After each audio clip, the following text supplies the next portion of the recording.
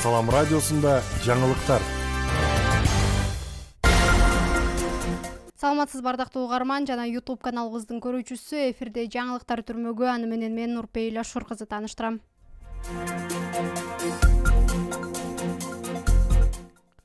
Ошто жер титирөө катталды. Бул тууралуу Өзгөчө кырдаалдар министрлиги сейсмология институтунун маалыматына таянып билдирүү таратты. Маалыматка ылайык, жер титирөө бүгүн 9 мартта саат 10:42 чамасында очогунда күчү 3 балга жеткен. Жер силкинүүсү Алай районунун Ачык Суу жана Сары Мугол айылдарында 2 балга чейин сезилген. Алдын ала маалымат боюнча жер титирөөдөн жабыркагандар жана кыйроолор катталган жок.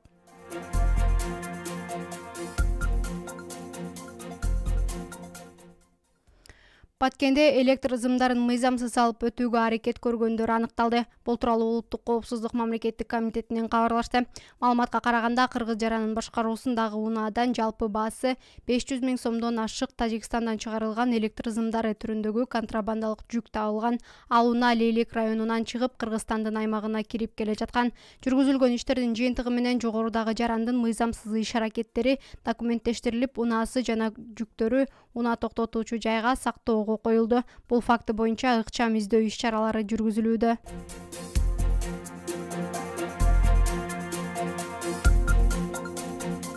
Он 2 мартта Баткен облусунда жаан жайт. Кыргыз гидромет борбору 15 мартка чейин өлкө аймагында күтүлгөн аба ырайы тууралуу маалымат таратты. Ага ылайык Баткен облусунда 10-11 мартта жана 12 мартта түнкүсүн жаан-чачын күтүлбөйт. 12 мартта күндүз көпчүлүк аймактарда жаан, тоолуу райондордо кар жаашы күтүлөт. 13-15 марттарда жаан-чачын күтүлбөйт. Тоолуу райондордо жолдор тоңголок, тайгак болот. Батыштан соккон шамалдын ылдамдыгы секундасына 4-9 метрге жетиши күтүлөт.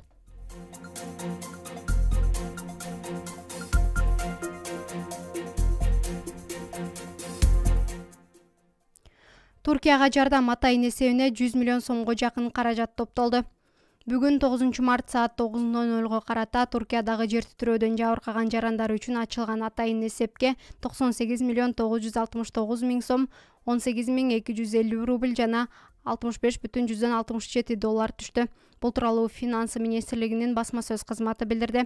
Белгилей кетсек, Туркиядагы жер титирөөдөн жабыркаган жарандар үчүн Каржы министрлигинин борбордук казыналыгында атайын бирдиктүү депозиттик эсеп ачылган. Табигый кырсыктын кесепеттерин жоюуга жардам берүүнү каалагандар эсептин реквизиттерине сом, доллар, рубль жана евро валютасында каражаттарды которо алышат.